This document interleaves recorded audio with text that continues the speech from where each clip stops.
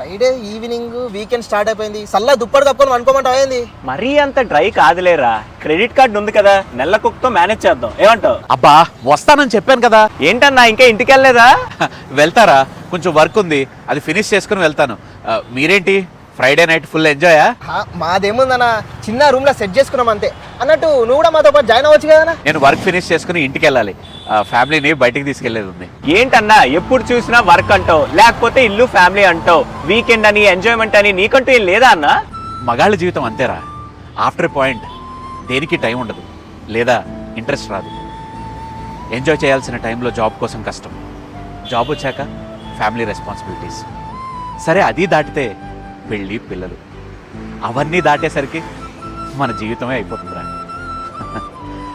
సర్లే, మీ Friday mood నేనెందుకు పాడు చేయాలి, కానీ వెళ్ళి ఎంజాయ్ చేయండి. Okay, happy weekend.